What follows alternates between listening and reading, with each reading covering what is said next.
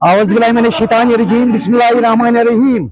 मुझे बहुत अफसोस हुआ है कि आज भी हमारे एसएमसी के छोटे मुलाजिम प्रोटेस्ट पर है। मैं याद दिलाना चाहता हूँ, मैं एक्चुअली आया था कमिश्नर साहब से मिलने के लिए, मगर हमारी बदकिस्मती है कमिश्नर साहब यहाँ पे मौजूद नहीं है। मैंने सोच लिया कि मैं उसके साथ बात करूंगा, जो हमारे छोटे मुलाजिम भाई है। छोटे मुलाजिम भाई 3 महीने से तनख्वाह से महरूम है। ये अफसोस की बात है, ये शर्म की बात है। ये तानाशाही कब तक चलेंगे? ये गुंडागर्दी कब तक चलेंगे? क्या मेरा छोटा मुलाजिम सफर करेंगे? उनकी बच्चे परेशान हैं, टेंशन में हैं। ये कब तक हम बर्दाश्त करेंगे? ये अफसोस की बात है। मैं खासकर चीफ मिनिस्टर साहब से ये गुजारिश करना चाहता हूँ, पूरी तौर जो एसएमसी के मुलाजिम है, पूरी तौर उनका तनख्वाह वागुजार करना चाहिए। ये क्यों परेशान है?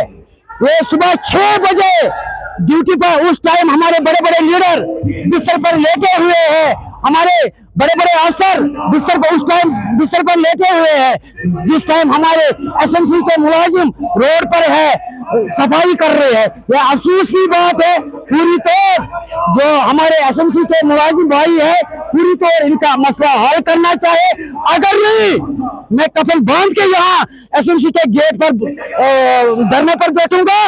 उनको आखिरी सांसें याद आएंगे। अगर 2-3 दिन तक इनका तनख्वाह गुजार नहीं किया है तो बबर शेर ये बर्दाश्त नहीं करेंगे। 4 दिन के बाद मैं यहाँ धरने पर बैठूंगा।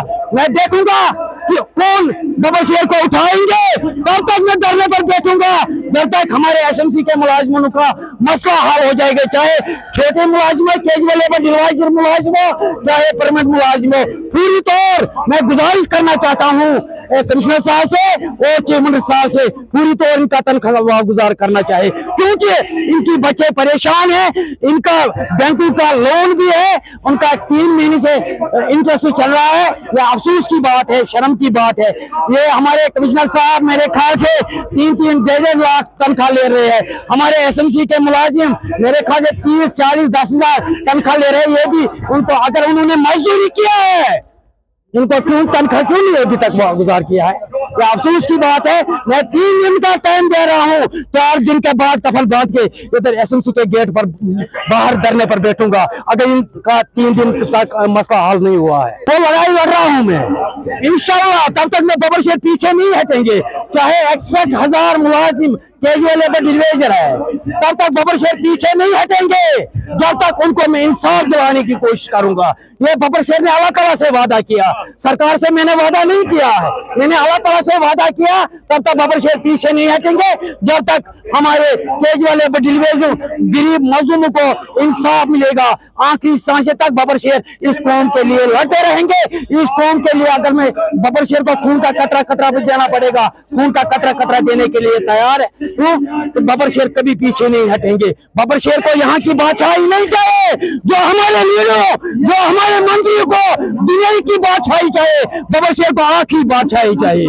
आखिरी सांसें तक इस कौम के लिए लड़ते रहेंगे। मैं एक चीज बताऊंगा, बजट जो अच्छा भी है खराब भी है। अच्छा किस चीज का? 3.5 साल उमर साहब को बकाया है। 3.5 साल मुझे लग रहा है, 3.5 साल में वो अपना जो उन्होंने उसने बताया कि वो क्या क्या वोट दिया लोगों को, वो बराबर करेंगे।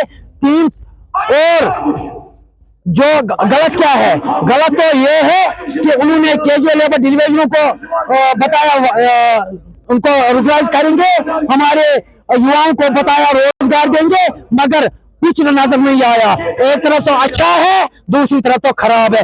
इंशाल्लाह मुझे पूरा उम्मीद है जो उमर साहब ने लोगों के साथ वादे किए वो पूरी तौर उन वादों पर अमल करेंगे, उन लोगों को इंसाफ दिलाने की कोशिश करेंगे। शुक्रिया।